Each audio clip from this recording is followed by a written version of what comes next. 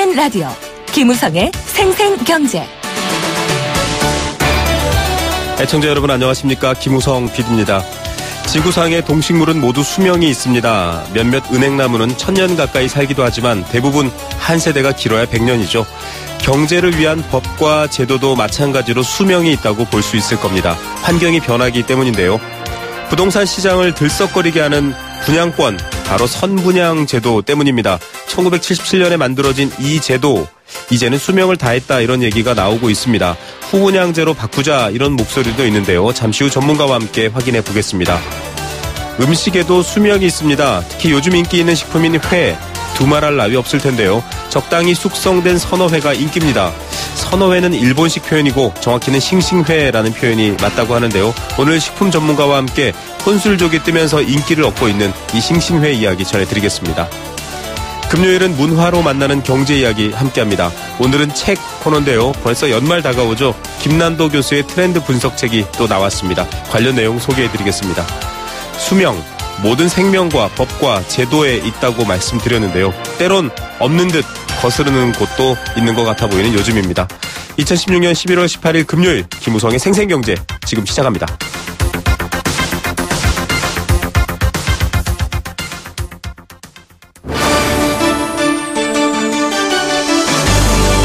YTN 라디오 김우성의 생생경제.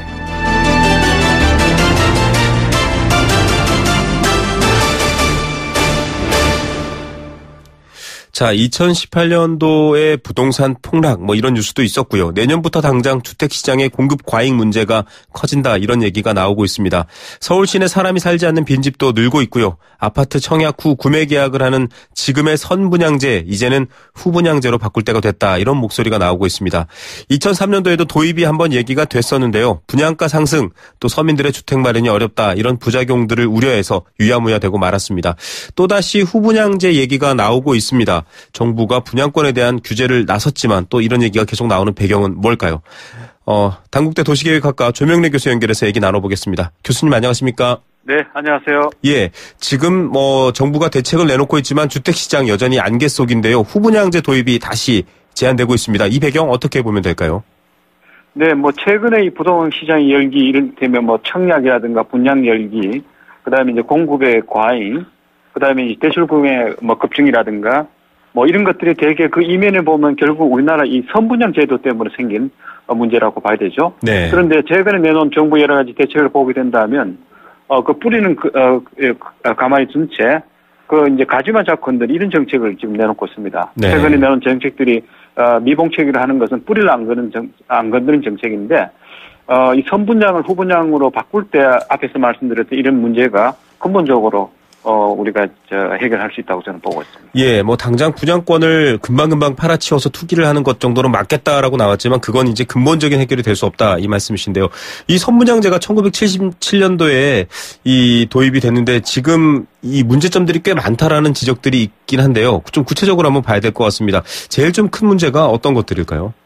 선분양 제도란 것은 우리가 이제 물건을 살 때 물건을 보지 않고 사는 사람이 먼저 돈을 내는 이제 그런 이제 방식이 되죠. 네. 그러니까 이 공급자 입장에서 보게 된다면 자기 자본을 갖지 않고도 소비자한테 돈을 받아서 그것으로 이제 건설비라든가 금융비를 이제 조달하고 그렇게 해서 이제 주택을 공급해서 수익을 이제 낳는 방식인데. 네. 이와 같은 그 선분양 방식이라는 것은 모든 비용을 사실은 그 소비자가 부담하는 이제 그런 꼴이 되겠습니다. 네네. 이를테면 건설업자가 은행에서 대출을 익혀서 사업비를 마련해서 이제 사업을 해야 됨에도 불구하고 이 소비자로부터 돈을 받아가지고 그런 이제 사업을 하는 것이기 때문에 네. 이런 것들이 쉽게 이제 공급자들이 집을 쉽게 공급하고 또 가격도 임의적으로는 책정을 하게 되고 건축의 질도 이제 상당히 떨어지고 또 이제 그 집을 사는 사람 입장에서 보게 된다면 이 분양제 방식이 따라가기 때문에 청약에 이제 들기 위해서 경쟁을 해야 되고 네. 또 경쟁을 하는 과정에서 분양권 자체가 더 프레임을 붙고 오만 가지 문제가 바로 여기서부터 생긴다고 봐야 되겠죠. 예, 이게 지금 가계부채의 원인이다 이런 얘기까지 나오고 있는데요. 이 선분양제도가 어떻게 보면 실수요자의 어떤 정확한 부동산 흐름을 좀 왜곡하는 영향이 많다 이런 얘기도 있거든요. 네. 지금 이 분양부터 입주까지 한 3년 가까이 걸리는데 이 모든 변동에 대한 부담도 오로지 소비자가 져야 되는 상황이지 않습니까? 네, 그래서 그렇죠. 지금 네. 예, 공급 과잉 문제가 지금 이 선분양제와 엮여서 좀 심각하다 이런 지적이거든요. 네, 이 선분양 제도란 것은 우리나라가 이제 주택이 부족할 때 주택을 이제 쉽게 공급하기 위해서 다시 말씀드려서 대량 공급을 하기 위해서 이 건설업자한테 많은 혜택을 이제 줬던 이제 그런 이제 방식의 특징을 갖고 있습니다. 네. 그러다 보니까 이제 물론 이제 우리 시장에서 주택이 늘 부족했고 공급 부족이 늘 이제 주택 문제의 뿌리였기 때문에 네네. 이 공급만 해결하면 모든 것이 해결될 것이라 그렇게 정책 당국에서는 판단했기 때문에 이 선분양 제도에 모든 우리나라 주택 정책이 다 맞춰져 있습니다. 네. 그러다 보니까 이 공급자 입장에서 보게 된다면 이미 수요는 이미 있다고 보고 주택을 뭐 글자 그대로 막 찍어내는 식으로 주택을 이제 공급하는 것이죠. 네. 이러다 보니까 이제 시장에서는 이제 주택 수요가 주는데도 불구하고 이게 최근 상황이라 봐야 되죠. 뭐 최근이라기보다는 저는 한 2008년 이후부터 주택 수요가 구조적으로 줄고 있다고 저는 보고 있는데요. 시장의 수요는 이미 주택을 살려 하지 않고 또 회피하는 이런 이제 경향이 나타남에도 불구하고 이 선분양 제도가 있다는 이유만으로 이제 인허가 더 늘고 그다음에 또 주택 분양이 더 이제 늘게 되고 또 이제 분양이 이루어지면서 이제 청약 경쟁이 또 이제 과열화되고 네. 뭐 그다음에 이제 집을 실제 이제 그 대출 이제 사게 된다면 분양을 받아서 뭐 예컨대 중도금이라든가 그다음에 이제 잔금을 내는 과정에서는 또 은행에서 부채가 이 대출을 일으켜야 되고 네네. 이런 여러 가지 조건들이 함께 따라가는데 어쨌든 간에 이 공급자들이 임의적으로 이제 주택 시장에 주택을 이제 공급을 해서 그로부터 일종의 독점적 이익을 누리는 이런 것이 지금 선분양 제도의 이제 문제인데 가장 큰 문제점은 지금으로서는 과잉 공급을 가져오는 주된 이유가 바로 이제 선분양 제도라고 저는 보고 있습니다. 예. 지금 이 과잉 공급 이 2002년에 이미 국토교통부 자료에 따르면 주택 보급률은 100%를 넘어섰는데요. 그래서 2003년도 정도에 이제 이 공급이 부족할 때 진행되었던 선분양 제도가 아니라 후분양 제도로 전환하자라고 얘기가 됐지만 결국은 여러 가지 부작용을 우려하면서 폐기가 됐거든요. 네. 다시 지금 또 등장하고 있는데 그때의 우려들 이를테면 건설사들이 뭐 수익 따져가지고 집을 안 짓게 되거나 뭐 여러 가지 좀 어려운 점들이 있을 거란 얘기가 있었는데 서민들한테 그런 것들은 좀 해소가 됐다. 그러니까 지금은 다시 좀 도입할 필요가 있다 이렇게 보시는 건가요? 네, 지금 주택 보급률이 뭐 이제 주택을 어떻게 보느냐에 따라서 좀 계산하는 방식이 다른데요. 네. 정부가 내놓은 이 주택 보급률의 가장 그 높은 보급률은 현재 지금 한 118%, 한 120%까지 정도 됩니다. 네. 다시 말씀드려서 우리나라 전체 가구가 100가구 있다면 지금 집은 한 120가구가 된다는 그런 뜻이 되죠. 네네. 또 그리고 인구가 또 줄고 있고 또 주택의 가격 상승이 별로 뚜렷하지 않기 때문에 이 투자재로서 어떤 매력도 상당히 떨어지고 또 주택의 어떤 수요 인구를 보게 된다면 노령화라든가 소형화라든가 뭐 이런 것이 이제 나타나기 때문에 주택에 대한 수요가 구조적으로 줄고 있는 그런 상태입니다. 그렇기 때문에 과거같이 주택을 만약 공급하는 것이 지금 능사가 아니죠. 네. 서울 같은 경우에는 전체 가구 중에 60%가 임차 가구로 살고 있습니다. 네. 이제 서울 같은 도시를 보게 된다면 주택을 공급하는 것이 결코 주택 문제 해결의 방법도 아니고 능사도 아니죠.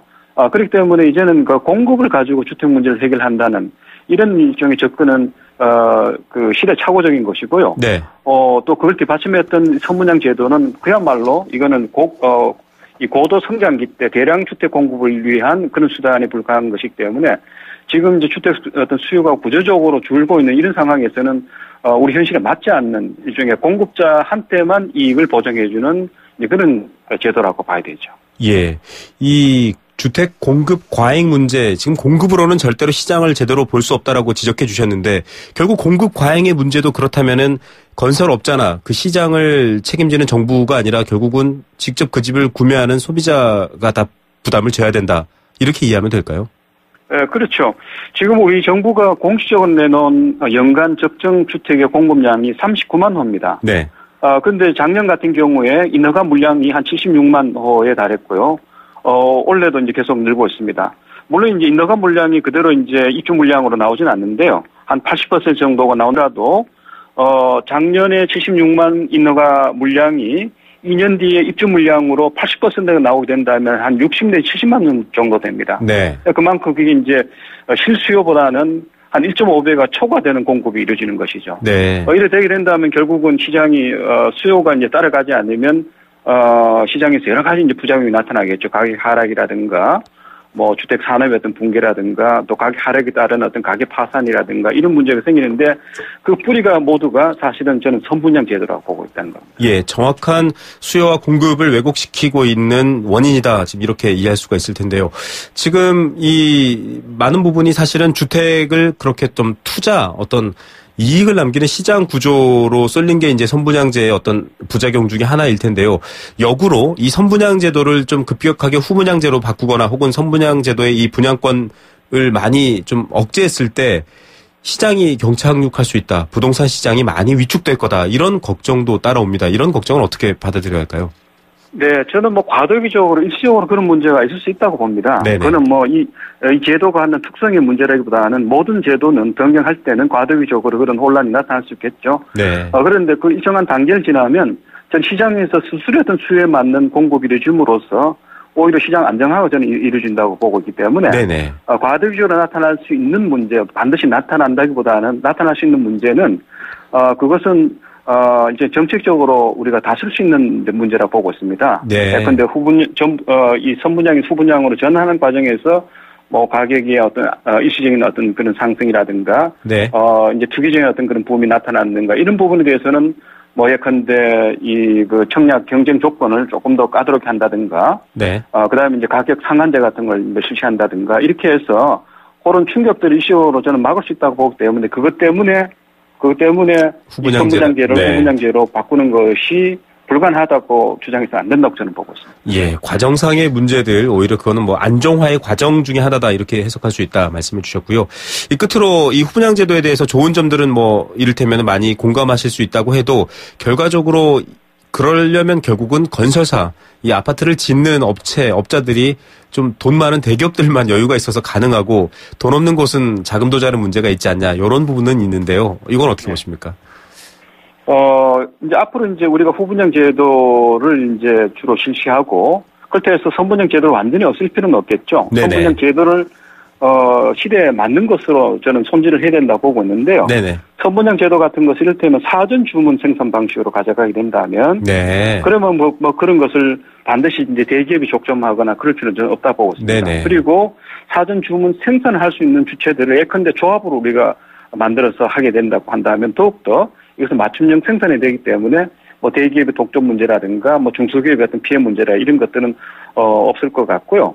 아울러 이제 그 후분양제로 갔을 때 과도한 어떤 그 경쟁이 발생하거나 이럴 경우에는 뭐 그 경우는 이제 경기 규칙을 정해서 뭐 추첨제로 하거나 실수의 중심으로 하거나 이런 것으로 바꾸면 될 것 같고요. 뭐 거기도 마찬가지로 세제라든가 금융이라든가 이런 유인책을 후분양제로 이렇게 맞춰가게 된다면 후분양제가 생각보다는 빨리 정착될 수 있는 가능성도 저는 있다고 보고 있습니다. 예. 자, 공급의 목적이 맞춰진 선분양제도 이제 공급이 아니라 다른 방식으로 후분양제로 좀 바꿔서 전체적 흐름을 바꿔야 된다 이런 지적이었습니다. 교수님 오늘 말씀 감사드립니다. 네, 감사합니다. 네, 단국대학교 도시계획부동산학부 조명래 교수였습니다.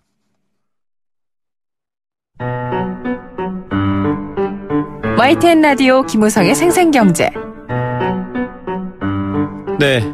함께 느끼는 우리 경제 공감 사전입니다. 경제 공감 사전은 경제 그리고 오늘 인터뷰에 관련된 개념이나 단어를 여러분과 함께 공감하고 나눠보는 코너입니다. 의견 보내주시면 알칼리 생수 A수 한 박스 보내드리고요. 여행 스케치에 나무야 공연 티켓 드립니다. 도심 속 꿈의 놀이터 일산 원마운트에서 워터파크 이용권 드립니다. 선정릉을 품은 도심 속 특급 호텔 라마다 서울에서 숙박권도 드리고 있습니다. 단문 50원 장문 100원의 정보 이용료 부과되는 샵 0945번 문자로 지금 보내주시면 됩니다. 스마트폰 애플리케이션 예스 까신 분들은 예스로 참여하실 수 있습니다. 오늘의 경제 공감 사전 앞서 선분양 후분양 얘기 복잡하게 해드렸는데요. 바로 아파트입니다. 아파트. 이 우리 주택의 대명사로도 쓰이고 있습니다. 한 채의 건물 안에 독립된 여러 세대가 살 수 있게 구조된 5층 이상의 공동주택을 말하는 겁니다. 단독주택을 여러 채 겹쳐놓은 만큼 국토가 협소한 우리나라에 더없이 유용한 주택이기도 했죠. 하지만 70년대 들어서면서 아파트는 중산층의 상징, 중산층의 주택으로 자리매김했고요. 요즘은 지역, 브랜드 이런 것들에 따라서 부와 사회계층을 나누는 잣대로도 이용되고 있습니다. 분양권 전매를 통한 재테크 수단이 되기도 했고요. 재산을 불리는 증식 수단으로도 되고 있습니다. 이 아파트 여러분들은 어떻게 생각하십니까? 멀리서 아파트 불빛 바라보면서 내 집 마련 이런 꿈꾸는 분들도 계실 테고요. 아파트 싫고 난 단독주택이 좋다 이런 분들도 계실 텐데요. 아파트에 대한 다양한 여러분들의 생각 기다려 보겠습니다.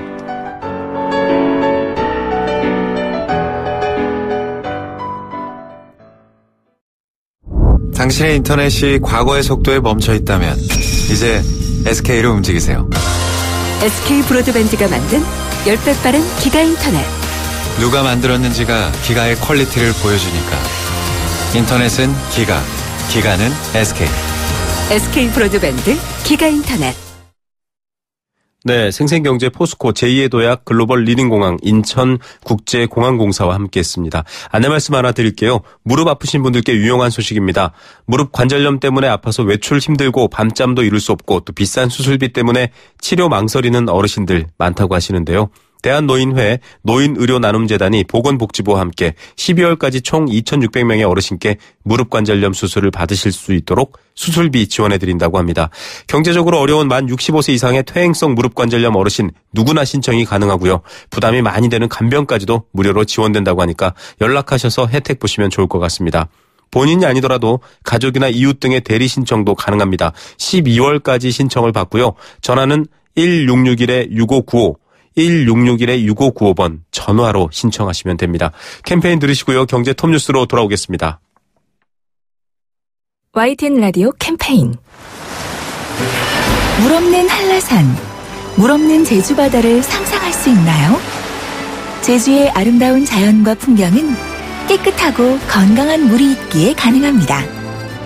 제주를 아름답게 만들어주는 건강한 물은 우리의 몸과 마음도 아름답게 만들어줍니다. 건강한 몸과 마음을 지키는 일. 아름다운 물을 사랑하고 지키는 일에서부터 시작됩니다. YTN 라디오 아름다운 물 캠페인은 광동제약과 제주특별자치도 개발공사와 함께합니다. 김민아 씨, 한 해 전기 사고가 얼마나 일어나는 줄 아세요? 네, 전기화재는 1년에 약 8,000건, 감전사고도 500여 건이나 일어난다고. 맞습니다. 그래서 생활 속에서 전기 안전을 실천하는 노력이 중요한 거죠. 콘센트에 꽂는 플러그는 최소한으로 줄이고 빈 곳은 안전막이로 덮어두고 외출할 때는 플러그를 빼두고 한 달에 한 번 누전 차단기 확인도 잊어서는 안 되겠죠. 그뿐인가요? 냉난방기기는 너무 오래 켜두지 말고 가끔은 뒤에 쌓인 먼지도 깨끗이 닦아주어야죠. 안전은 아는 것보다 지키는 것이 중요합니다. 올바른 전기 사용 습관, 지키는 만큼 안전해집니다. 이 캠페인은 산업통상자원부와 한국전기안전공사가 함께합니다.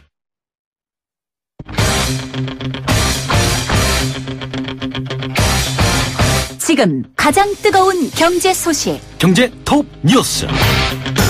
네, 이 시각 주요 경제 뉴스 먼저 전해드리겠습니다.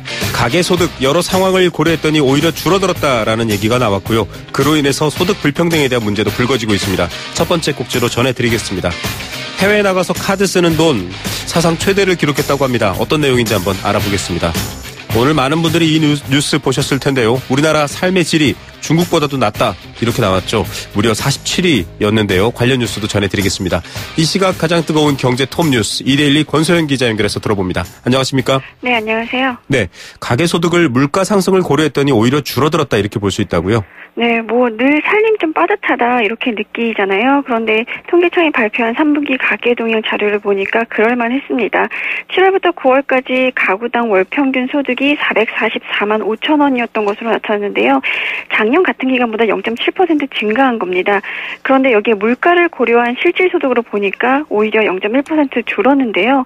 작년 3분기 증가율 0%로 제자리 걸음을 한 뒤에 4분기에 마이너스 0.2%, 그리고 올해 1분기에 마이너스 0.2%, 그리고 2분기에 0%, 이렇게 계속 줄어들거나 제자리 걸음 중입니다. 원 단위까지 따져보면 5개분기 연속 감소세를 이어간 건데요. 소득별로 월급쟁이들의 근로소득은 1.9% 1.2% 늘었고요. 자영업자의 사업소득은 1.1% 증가했습니다. 이전 소득, 그러니까 생산활동을 하지 않아도 정부로부터 받는 소득인데요. 이건 0.4% 늘었습니다. 반면에 재산소득이 31.9% 급감했는데요. 워낙 요즘 뭐 초저금리 시대라고 하잖아요. 네. 그래서 이자소득이 줄어든 영향이 컸습니다. 다만 이 재산소득이 전체 소득을 차지하는 비중이 미미해서 타격은 그렇게 크지는 않았습니다. 예, 지출도 마찬가지네요. 네, 3분기 가구당 월 평균 지출액을 보니까 257만 9천 원이었던 것으로 나타나는데요. 작년 동기 대비로 0.7% 늘었지만 역시 물가를 감안한 실질로는 0.1% 줄어서 3분기 연속 감소세를 이어갔습니다. 어디에 돈을 썼나 보니까 가전 및 가전용 기기 지출이 49%나 급증했는데요. 네. 올해 여름 유난히 더웠잖아요. 네네. 그래서 폭염 때문에 에어컨 사는데 돈 쓴 겁니다. 네. 뭐 에어컨 틀어대면서 전기료 폭탄 맞은 가족 많은데 전기요금 등 주거용 연료비에 대한 지출도 4.9% 늘었고요. 보험료 지출 증가로 기타 상품 및 서비스 지출도 7.1% 증가했습니다. 그래서 이 소득 중에 얼마를 썼는지를 말해주는 소비 성향을 보니까 71.5%를 기록했는데요. 이건 월 100만 원을 버는 가구가 71만 5천 원만 쓰고 나머지 28만 5천 원은 남겨뒀다는 의미입니다. 네. 이 소비 성향을 3분기만 놓고 봤을 때 역대 최저 수준인데요. 그만큼 지갑을 좀 닫았다는 의미인 거죠. 가처분 소득 중에서 소비하고 남은 금액을 말하는 흑자액은 102만 8천 원으로 0.8% 증가했는데요. 역대 최대치입니다. 그러니까 워낙 경기는 안 좋고 곳곳에서 구조조정이 이루어지고 있으니까 가게가 씀씀이 좀 줄이고 미래를 대비해서 돈을 좀 저축하고 있다. 뭐 이런 얘기입니다. 네, 경제가 심리라고 하는데 꽁꽁 얼어붙었군요. 소득 불평등 문제 한번 보겠습니다. 좀 상황이 더 안 좋아졌죠? 네, 빈부가 격차는 좀 더 벌어졌는데요. 소득 하위 20%를 의미하는 1분위 가구의 월평균 소득을 보니까 141만 7천 원이었습니다. 지난해 같은 기간에 비해서 5.9% 감소한 건데요.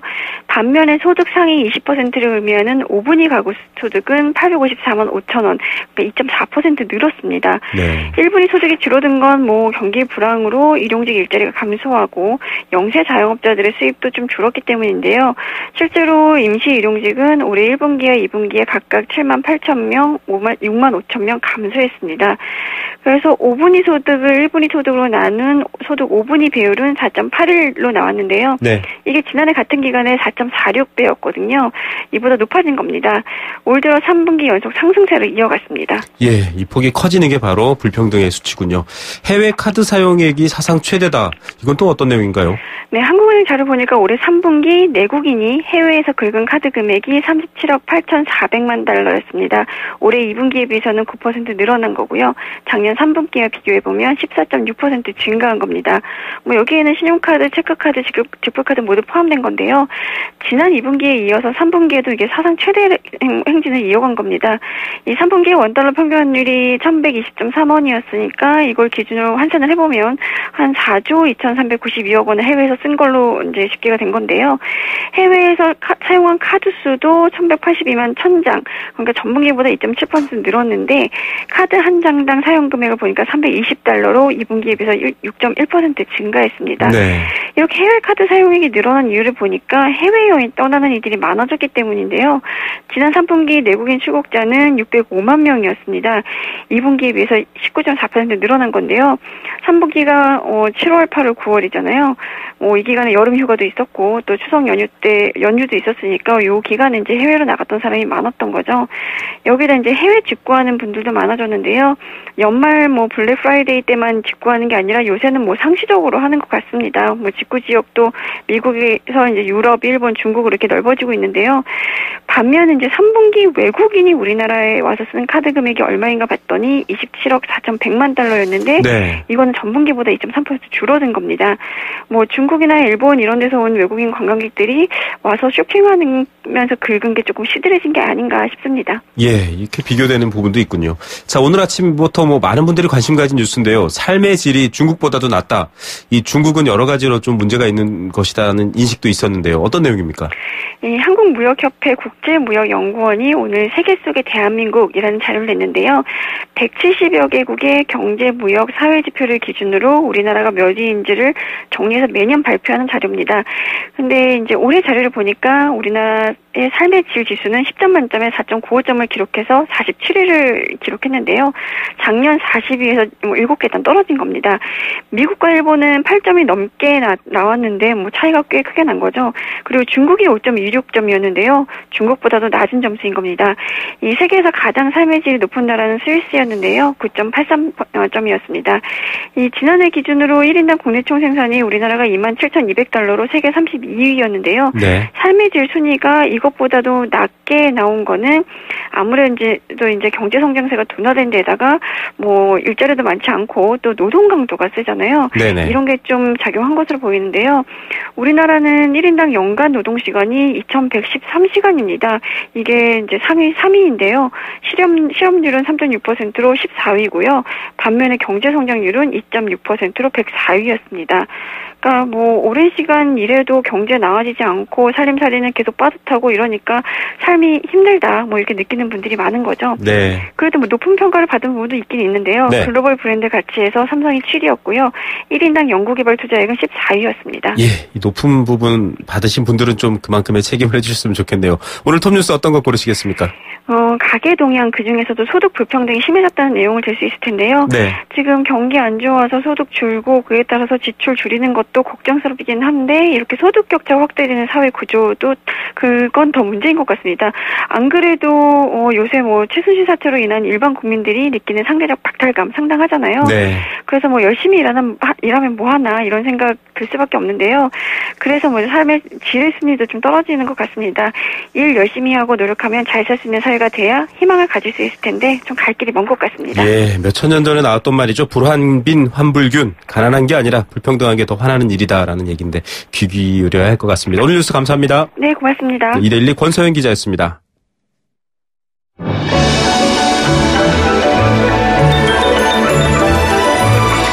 오늘의 경제를 들여다보는 시원한 창. YTN 라디오 김우성의 생생경제 생생인터뷰. 네, 두 번째 생생 인터뷰입니다. 한때 이 후쿠시마 원전 재난 이후에 수산물에 대한 우려 컸지만 그 이후 또 여러 가지 철마다 오는 수산물 안전에 대한 위험에도 불구하고요. 우리나라 수산물 1인당 소비는 세계 최고라고 합니다. 일본으로 생각하실 텐데요. 일본보다 더 많습니다. 이런 가운데 요즘 삶의 라이프 트렌드가 많이 바뀌었습니다. 혼밥족, 혼술족이 등장하면서 또 일본식 음식 문화가 확산되면서 이 일본식 음식에 대한 관심도 큰데요. 선어회가 유행하고 있다 이런 얘기가 나옵니다. 선어회. 사실은 우리나라에서는 선어회라는 일본식 표현보다는 싱싱회라는 말을 쓰고 있습니다. 이런 음식의 전성시대 자세한 내용 좀 알아보고요. 어떻게 즐기면 좋을지도 전해드리겠습니다. 이 분야에서 아주 손꼽히는 전문가시죠. 부경대학교 식품생명공학부 조영재 교수입니다. 안녕하십니까? 예, 안녕하세요. 예.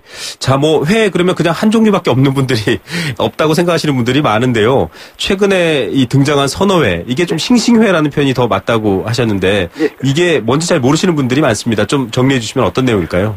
예, 우선 생선하면은 우리 국민들이 좋아하는 화래회가 있고, 그다음에 일본 국민들이 좋아하는 선어회가 있고, 네. 요즘 숙성회라고 이렇게 이름을 붙이가 이야기하는 사람도 있습니다만 그 의미를 좀 짚어야 되겠죠. 네. 그 화래란 우리가 일반적으로 회를 먹는 것처럼 수족관에서 살아있는 화래를 바로 조리한 생선회로 우리 국민들은 화래 위주로 먹죠. 그리고 생선회 소비량이 전 세계적으로 우리가 가장 많은 우리가 화래의 종주국입니다. 네. 그리고 선어회는 화래를 죽인 다음에 3, 4일까지도 먹는 생선회로 초밥 위주로 먹는 일본에서는 많이 먹고 그렇죠. 그런데 화래를 죽여서 0도씨에 이렇게 보관하면은 시간이 지남에 따라서 생선의 씹는 맛, 즉 우리 국민들이 좋아하는 육질의 단단한 맛이 떨어지게 되는데, 네. 10시간까지는 육질이 단단함이 이렇게 유지되지만 그 이후로 퍼석해지면서 하루가 지나면 누구나 퍼석한 맛을 느낄 수가 있습니다. 네네. 생선회를 먹을 때 씹는 맛 위주로 먹는 우리 국민들은 육질이 퍼석한 선회를 먹지 않고 육질이 단단한 화래를 선호하고, 반면에 초밥 위주로 먹는 일본인들은 육질이 퍼석한 선회가 밥하고 잘 어울리기 때문에 선회를 선호하는 이유 중의 하나 이렇게 보면 되겠죠. 네. 그러니까 화래회란 화를 바로 조리한 생선 회용이고, 선어회란 죽여서 3, 4일까지 먹는 초밥용으로 정의를 할 수 있습니다. 네네. 그리고 요즘 많이 이야기하는 숙성회라고 하는 그런 용어가 있습니다만, 네네. 숙성회란 숙성을 시키는 거니까 숙성 시간이 길어짐에 따라서 생선의 씹는 맛이 이렇게 푸석해지게 되는 거죠. 네네. 그래서 숙성을 오래 하면은 일본식의 선회가 되는 것입니다. 따라서 2003년도에 해양수산부에 정한 씹는 맛이 화려가 같이 유지되는 죽여서 10시간까지 먹는 생선회를 신싱회라고 이렇게 정의를 할 수가 있죠. 예. 이미 해양수산부에서 한 13년 전에 이 싱싱회, 즉 바로 잡아서 먹는 화로회가 아닌 이런 음식에 대한 어떤 관심과 또 사업을 만든 적이 있군요.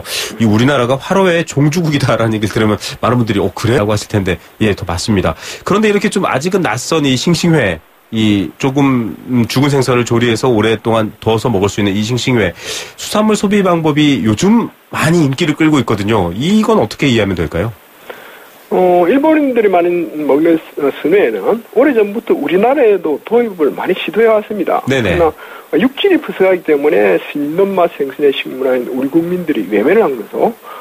지금 와서 인기를 끄는 이유는 일본 음식 문화의 확산의 영향뿐만 아니라 육질의 단단함이 유지되는 죽여서 10시간까지 이내로 소비자들이 먹을 수 있는 유통 시스템을 갖추기 때문일 것이죠. 네. 자, 이렇게 역시 일본 음식 문화가 많이 들어온 면도 있겠지만은 또 유통 면에서 바로 살아있는 회를 이렇게 요리해야 되는 것보다는 훨씬 더 편리한 면도 있을 것 같습니다. 그런데 이제 사실은 일반적으로 음식을 즐기시거나 요즘 뭐 여러 가지 이런 분야에 관심 있는 분들이 살아있는 생선이 더 싱싱하다, 살아있으니까 싱싱하다, 이렇게 선어회라든가 혹은 싱싱회, 이렇게 죽어서 오랫동안 숙성 가공한 회는 오히려 싱싱하지 않고 위험할 수 있지 않나, 이런 인식이 있을 텐데요. 이게 맞는 얘기인가요? 어떻습니까? 식품학적으로 보면은 살아있는 생선이 더 싱싱하고 더 안전하다고는 할 수가 없습니다. 네. 오히려 죽인 다음에 온도 관리하고 그리고 시간만 잘 지키면은 화로회보다 더 맛있고 안전한 생선회가 될 수가 있죠. 네네. 그리고 2003년도에 해양수산부에 시도한 싱싱회 사업이 가장 실패한 큰 이유는 유통기간을 5일이나 잡고 육질이 푸석한 일본식의 초합용 선회를 공급했기 때문이죠. 네. 이렇게 죽여서 시간이 많이 경과해 육질이 푸석한 생선을 내놓기 때문에 또 속이기 때문에 육질이 단단한 즉 씹는 맛 위주로 먹는 우리 국민들은 살에 있는 화를 계속 선을 하고 있는 거죠. 예, 그 좀 적정선이 있는 것 같습니다. 일본과 좀 다른 부분도 있고요. 이 2003년도에 정부까지 나서서 이 사업을 했지만 이런 실패 요인이 있었는데요. 자, 음식 문화를 보면 참 독특한 게 많습니다. 요즘 굉장히 좀 사회가 달라져서 혼자 밥 먹고 혼자 술 먹는 이런 젊은이들도 그런 가정들도 많습니다. 1인 가구가 늘고 있는데요. 선어회도 그래서 유행한다 이런 얘기가 있습니다. 이거 어떻게 연결해 볼 수 있는 얘기일까요? 예. 보통 보면은 화래는 화로회 판자에 가서 화래를 살 때 한 마리씩 이렇게 사요. 예, 살아있는 애 한 마리를 이렇게 사야 되죠. 한 마리를 사기 때문에 이게 한 사람이 먹기 위해서는 양이 많습니다. 또 비싸게 치죠. 반면에 싱싱회는 필요한 양만큼 주문해서 먹을 수 있는 장점이 있을 뿐만 아니라 모둠의 형태로 주문하면 다양한 생선을 저렴하게 맛볼 수 있는 그런 장점도 있겠죠. 네. 자, 이렇게 여러 가지도 같이 맛볼 수 있는 경제성도 있는 어떤 트렌드였기 때문에 이렇게 인기를 끌고 있군요. 교수님께서 식품생명과학 전문가이시지 않습니까? 이 지금 말씀하신 2003년도에 우리 정부가 싱싱회라고 해서 사업도 추진했지만 잘 안 됐지만 이제 이 선어회, 일본식 선어회, 이게 더 맛있다라는 과학적 이유가 있습니까? 왠지 좀 더 조심해야 될 것 같기도 하고요. 예.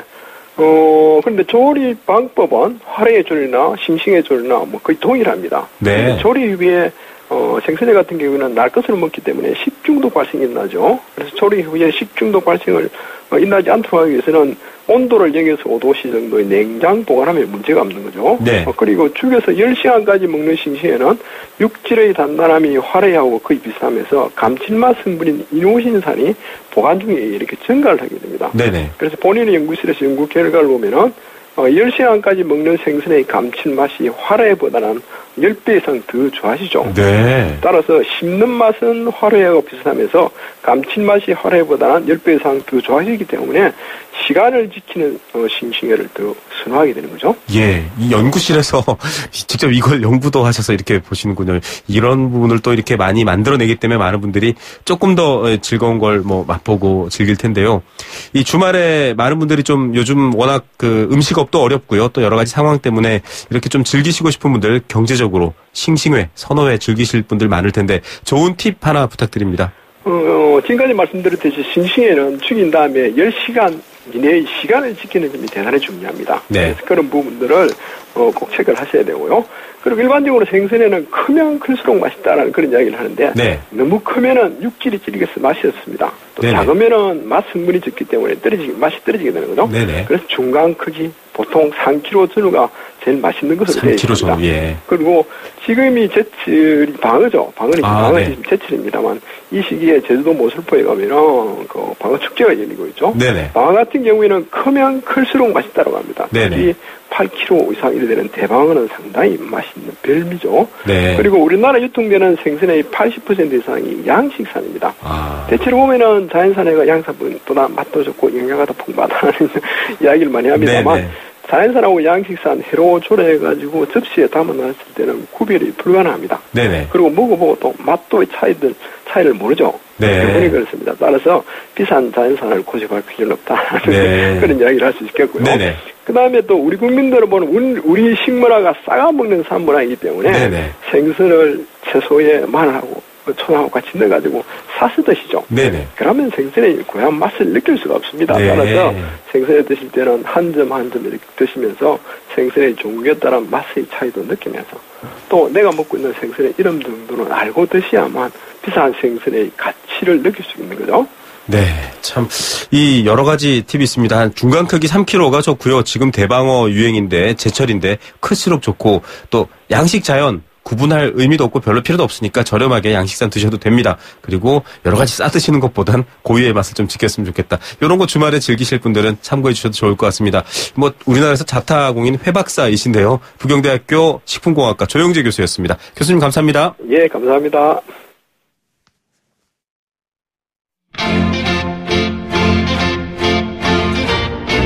문화로 만나는 재미있고 유익한 경제.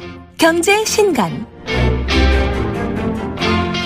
예, 한 권의 책이 만들어지는 시간은 생각보다 깁니다. 몇 달, 몇 년이 걸리기도 하죠. 그걸 우리가 몇 시간에 읽을 수 있다는 것은 참 좋은 일입니다. 그만큼 많은 정보, 이야기, 생각들을 넣을 수 있다는 건데요.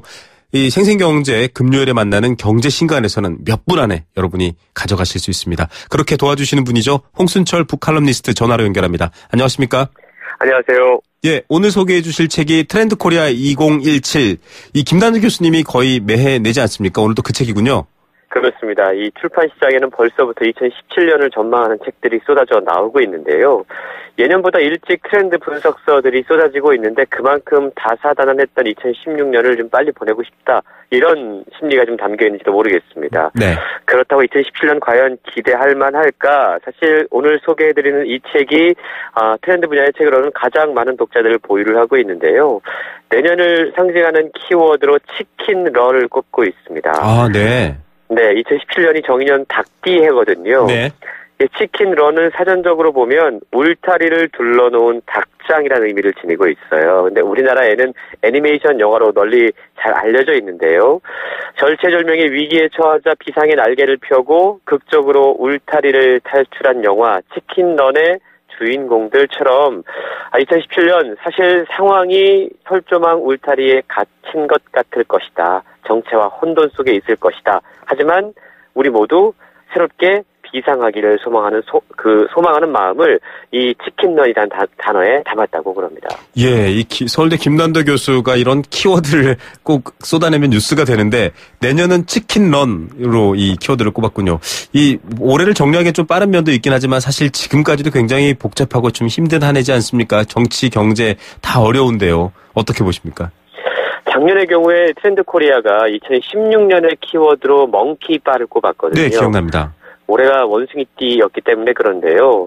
원숭이가 아슬아슬하게 구름다리를 넘게 될 것이다라는 전망이었습니다. 구체적으로 보면 플랜 Z라고 해서 자기만의 구명보트 전략을 추구하게 될 거고 과잉 근심사회, 1인 미디어 전성시대, 가성비의 약진, 취향 공동체 등장 등을 주요한 트렌드로 꼽았는데 네. 어떻게 생각을 하세요? 대부분 많이 맞아떨어졌다는 그럼요. 예, 생각을. 텔레비전 프로부터 시작해서 보니까 다 맞아떨어진 것 같아요. 그렇죠.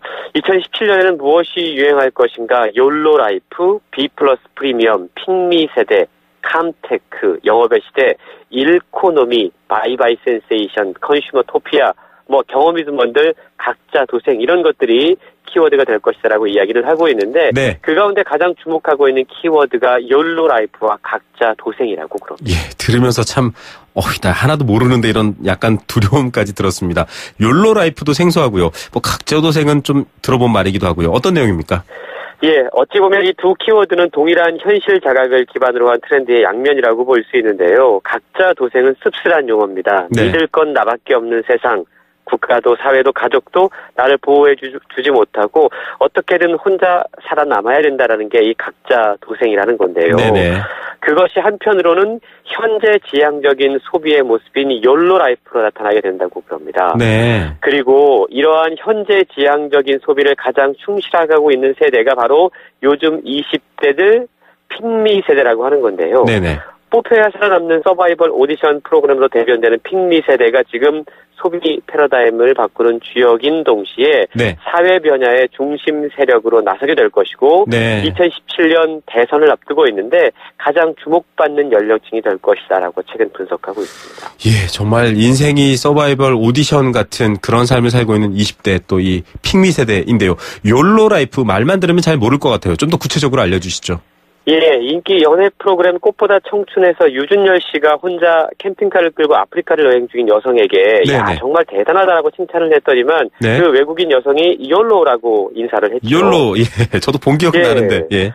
실제로 YOLO라는 단어는 외국 여행을 즐기는 백패커들 사이에서 헬로나 굿럭보다 더 자주 쓰이고 있는 인사말이라고 그래요. 네. 이게 You Only Live Once의 머리 글자를 딴 건데요. 네. YOLO, 한 번뿐인 인생 우리 멋지게 즐기며 살자라는 의미를 담고 있는 뜻이군요. 그런 용이라고 그러는데요. 네네. 고도 성장기, 미래에 대한 희망이 있고 저축과 투자가 미덕이었던 시대에 사실은 오늘을 희생하더라도 내일을 위해 열심히 살자 이런 이야기들을 많이 했잖아요. 그랬죠. 네. 근데 요즘은 저성장이 정착화됐기 때문에 젊은이들이 더 이상 미래를 위해서 현재를 포기하기보다는 그냥 오늘을 멋지게 즐기려는 소비를 하게 되는데 이게 YOLO 라이프라고 하는 겁니다. 네네. 일본의 단카이 세대가 우리말로 번역하면 달관 세대라고 이야기를 해서 네. 조금 체념하는 모습들을 보인다라고 우리가 알고 있는데 YOLO 라이프를 즐기는 이들은 현실을 도피하기보다는 적극적으로 모험도 즐기고 현재의 자신을 사랑하는 그런 모습을 지니고 있다고 그럽니다. 예, 여러분 YOLO 라이프가 2017년 키워드의 핵심 중에 하나인데요. You only live once. 한 번뿐인 인생 즐겁게 살자의 의미라고도 하고요. 이 정말로 미래가 그만큼 어둡기 때문에 지금에 더 집중하는 거 아닌가 이런 생각도 듭니다. 2017년은 또 대선이 있지 않습니까? 그렇죠. 정치가 지금도 그런데 굉장히 많은 영향을 미치고 있고 혼란한 상황입니다. YOLO 라이프, 각자 도생 이 두 가지만으로도 2017년 만만치 않을 것 같은데요. 네. 사실 그것 말고도 다른 여러 가지 트렌드가 선보여지게 될 것인데요. 최고의 명품을 소비할 여유는 없지만 프리미엄 버거를 즐기는 B+ 프리미엄의 소비가 나타날 것이다 라고 이야기를 하고 있고요. 네네. 1인 가구의 증가세가 개인주의 시대를 더욱더 가속화시킬 것이다라는 진단도 있습니다. 또 정보와 제품이 넘쳐나는 시대이기 때문에 과거의 원초적인 인적 영업이 다시 주목받는 시대가 될 것이다 라고 분석을 하고 있고요. 네. 무엇보다 지속한 경기 침체, 또 계속되는 안전사고, 무기력한 정치 상황에서 모든 국민들이 각자 살아남을 방법을 모색하는 그런 각자 도생이 가장 중요한 트렌드가 될 것이다라고 이야기를 하고 있는데요. 자, 이런 상황들이 펼쳐지게 된다고 그럽니다. 과연 우리는 김남도 교수가 이 책의 머릿말에 남긴 것처럼 애니메이션 영화 치킨런에 등장하는 닭들처럼 닭들은 원래 날지 못한다라는 고정관념을 깰 수 있을까요? 울타리 밖으로 탈출할 수 있을까요? 이 책은 이러한 질문들과 함께 그렇게 되기를 소망하는 사람들을 위한 실질적인 팁을 담고 있는데요. 네네. 뭔가 좀 비상을 꿈꾸는 분들은 이 책을 통해서 자기만의 생존 전략을 한번 모색해봤으면 좋겠습니다. 예, 날개 이걸로는 날 수 없어라고 생각하지 마시고요. 푸득푸득 거리다 보면 정말 치킨런의 장면처럼 멋지게 날아오를 수 있겠다. 저도 그런 상상해봅니다. 오늘 말씀 감사드립니다. 네, 감사합니다. 네, 홍순철 북칼럼니스트였습니다. 청년의 꿈을 실은 기프트카가 하만 일용분교를 찾았습니다. 재활용 컵 어항을 만드는 거예요? 재활용 컵 어항으로 착한 생각을 전하는 청년 창업자 김탄유 씨. 앞으로도 열정 탄탄하게 달려주세요. 청년의 꿈과 달리는 기프트카. 현대자동차 그룹. 바다가 보이는 집. 집에 대한 로망이 아닐까? 인천대교와 바다 조망을 누리는 남다른 생활, 남다른 가치, 클래스가 다른 프리미엄, 송도 센토피아 더샵. 조합원 모집 문의 032-723-9606. 센토피아 송도 랜드마크시티 지역주택조합. 시공예정사 포스코건설. 네, 생생경제 포스코 제2의 도약 글로벌 리딩공항 인천국제공항공사와 함께했습니다. 오늘 경제 공감사전의 단어는 아파트였습니다. 아파트 사시는 분들 많죠. 생수 선물 받으실 분은요 5264님이십니다. 곧 60세입니다. 집은커녕 차도 없이 살고 있는 시내버스 기사입니다. LH공사 싼 땅 매입해서 왜 비싼 아파트를 공급합니까? 임대 아파트 많이 공급해서 좀 살 수 있게 해주세요. 예, 정말 응원드리고요. 또 항상 안전운행, 행복한 운행 하시길 바랍니다. 0855님께도 생수 선물 드립니다. 주택 공급률이 100%가 넘고 아파트를 지어 대는데도 집값은 떨어지지 않는 이유 뭡니까? 아파트를 상품화 제한하는 정책 필요합니다. 예, 옳습니다. 살 곳으로 바꿔야죠. 사는 곳이 아니고요.